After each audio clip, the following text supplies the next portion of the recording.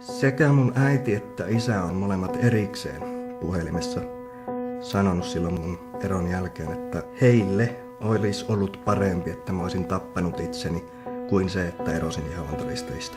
Sitten mä jouduin näiden vanhimpien kanssa vuoden niitä karkuun juoksemaan ja kaikkea, mutta sitten se rupesi käymään niin ahistavaksi, että niitä tekstiviestejä, sähköpostia, puheluita ja tullaan mun työpaikalle. No erottaminen ylipäänsäkin niin on ihan verrattavissa siihen, että ihmisen kaikki ystävät ja läheiset ihmiset laitettaisiin bussiin ja se bussi ajettaisiin jyrkänteeltä alas. Tässä on kysymys nimenomaan uskonnosta, Jumalan palvelemisesta ja Jumalan tahdon mukaisesta elämäntavasta, eikä johonkin järjestöön kuulumisesta vaan.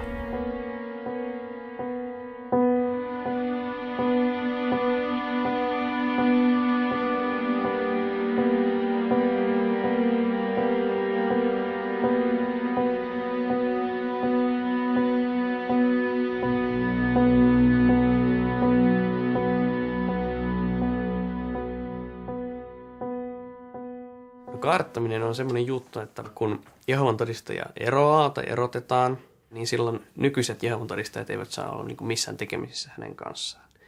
Ja sillä ei ole mitään merkitystä, että onko se oma poika tai tytär tai äiti tai veli tai sisko. Tai ei saa edes kadulla tervehtiä.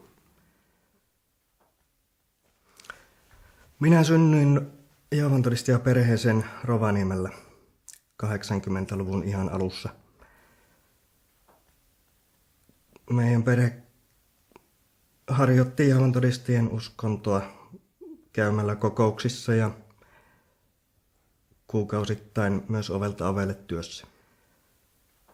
Äiti ja isä erosi, kun mä olin 4-vuotias ja jäin isälle asumaan, mutta isä siis ei ole Jehovan todistaja ja elin ihan niin kuin normaalia elämää yläasteelle asti sille, että vietin joulut ja synttärit ja kaikki tämmöiset ihan perusasiat. Mutta aina sitten kun äidille menin hoitoon, niin sitten joudun näihin kokouksiin ja äiti sitten luki kaikkia näitä raamattuja ja näitä lapsille tarjottuja kirjoja, mitä sieltä oli tehty. Ja sitten yläasteen jälkeen niin muutin äidille ja itsellä kun oli niin masentuneena, niin ajattelin, että kaipaa semmoista tietynlaista hyväksyntää. Niin sitten meni kasteelle, että kuuluisit johonkin joukkoon. Mä olen kasvanut perheessä, jossa äiti oli Jehovan todistaja ja 13-vuotiaana otin Jehovan todistajien kasteen ja vuosi sitten mut on erotettu tästä uskonnosta. Ei mulla ole nuorena tai lapsena koskaan mitään erityisiä harrastuksia ollut. Kyllä se aika paljon kului se aika siinä yhteisön toiminnoissa kokouksissa. Silloin mun nuoruudessa vielä oli tämä kirjantutkiskelukin, eli oli 3 kokousta viikossa ja sitten sen lisäksi kenttäpalvelusta ja vapaa-ajalla tapahtuvaa vartiotornin tutkimista ja raamatun lukemista. Kun mä oon tosi pienestä asti harrastanut tanssia, niin sitä mä siinä yritin jonkun aikaa, mutta sitten jotenkin sitä, heti jos sä puhut jollekin jotain, että meet jonnekin harrastuksiin, niin sitten heti katsottiin, näki sen ihmisten kasvoista, että sitä ei katsottu kauhean hyvällä, että mieluummin halusi kuulla jotain, että tekisi ovelta ovelle työtä tai näkisi Jehovan todistajien ystäviä mieluummin ja jotain tuommoista. Niin se jäi sitten loppujen lopuksi pois. Sitten mä rupesin seurustelemaan ja sitten sekin oli tosi hankalaa se seurustelu, koska sä et tavallaan sen ihmisen kanssa 2 kesken pääse olemaan. Ja sitten sellainen pieni painostus, että kuitenkin pitää mennä naimisiin. Ja sitten me mentiin naimisiin 1,5 vuoden päästä. Mutta en mä sitä ihmistä oikein edes tuntenutkaan sit kunnolla. Että 3 vuotta me oltiin naimisissa ja että se oli tosi vaikeaa elämistä sit sen ihmisen kanssa. Että me oltiin kuitenkin tosi erilaisia, että eikä sovittu sit yhtään yhteen. Yläasteen jälkeen meni lukioon. Ja siellä ensimmäisenä vuotena meillä oli pakollinen filosofian kurssi, joka sitten laittoi minut ajattelemaan asioita vähän laajemmin.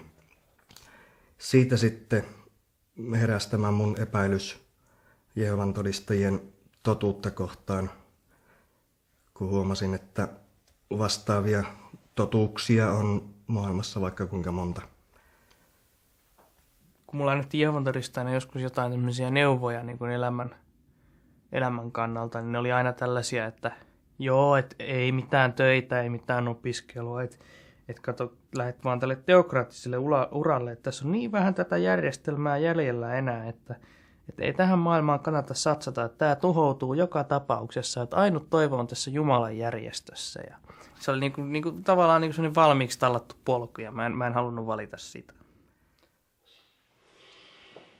Tuo varallisuuden intohimoinen kartuttaminen, se on kuin korttitalon kokoamista, pitämistä pystyssä. Mitä korkeammaksi tuo korttitalo kasvaa, sitä enemmän aikaa ja energiaa menee sen suojelemiseen, ettei se kaatuisi. Se voi olla sellaisia lieveilmiöitä kuin liiallista huvittelua, liiallista alkoholijuomien käyttöä, huumausaineiden käyttöä, moraalittomia tapoja.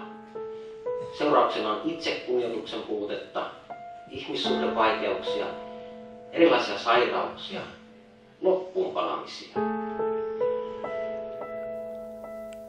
Aika monesti sen viimeisen vuoden aikana harkitsin vakavasti tappavani itseni.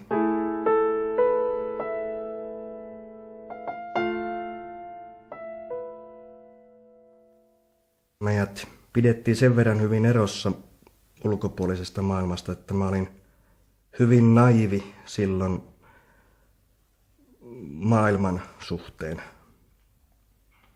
Mutta on lapsesta asti peloteltu siihen, että kaikki maailmalliset, eli tämmöiset ihmiset, jotka ei kuulu Jehovan todistajiin, niin he ovat ihan niin pahoja ihmisiä, että he ansaitsee sen kuoleman sitten Harmagedonissa. Ja ainoastaan Jehovan todistajat heidän mukaan pääsee sitten ikuiseen elämään paratiisissa. Useampaan kertaan yritin silloinkin rukoilla Jehovaa, että anna mun uskoa edelleen sinuun, että mun ei tarvitsisi tehdä sitä ratkaisua, jonka hyvin tiesin jo silloin. Että jos mä eroan Jehovan todistajista, niin todennäköisesti menetän silloin kaikki sukulaiseni, perheenjäseneni ja